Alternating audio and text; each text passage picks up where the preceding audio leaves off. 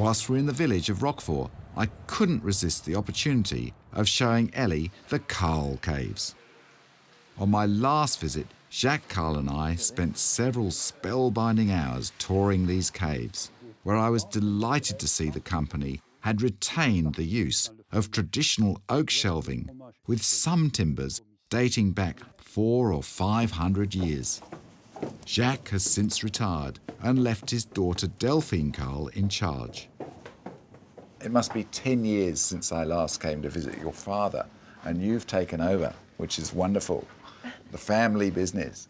Can you tell me how things have changed in the last decade for Roquefort? We have the same process of production, or is the same? Everything's the same? Everything is the same. I can see that you're still maturing the cheese on the wood. Does that create a problem? No, it's not a problem. So what do you think about the larger producers moving towards plastic? It's not good for quality. That's why we prefer to preserve our process. I would like to stay the same, to preserve quality.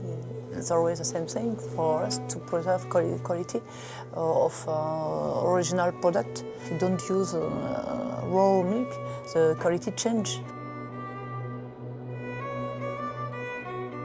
So you will you will fight for the fabrication of raw milk. Good. I say I want to keep my raw milk, and the best I think is to use the two production, raw milk and pasteurized milk. Then we use raw milk, and the other industrial can use pasteurized. I think it's a solution, but I represent 1% of production. In Delphine's opinion, one solution might be to allow industrial producers of Roquefort to use pasteurized milk. What makes Carl so special? A lot of things. First of all, we use the milk of the day, the morning milk, and the evening. And it's rare in Roquefort to do that. It's quite different for quality, because we put very few ferments, Starters. very few. It's quite natural, and we produce by hand and using Penicillium roqueforti from bread.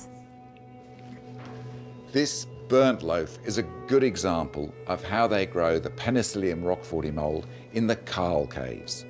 They've drilled little holes inside the bread in which they've put special strains that they use just for their cheese.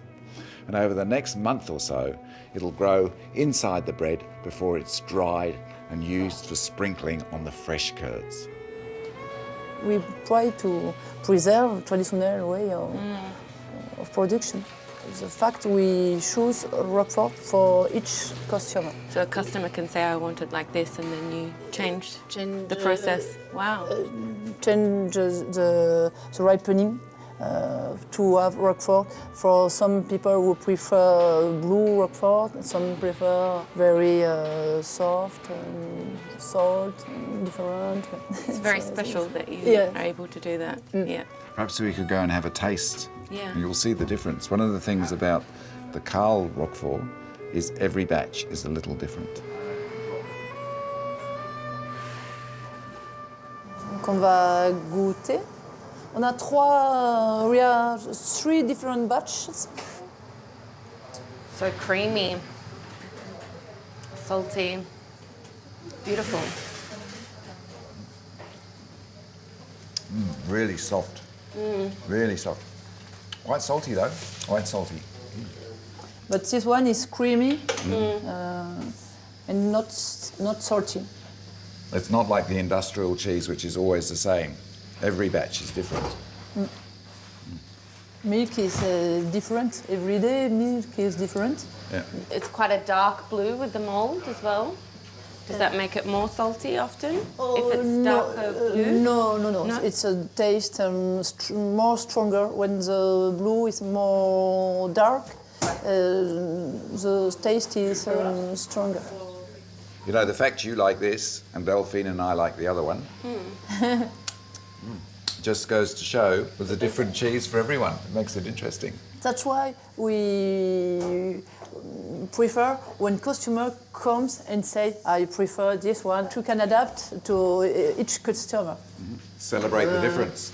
Yeah. Yes. Yeah. I prefer this one. Yeah. I think the same.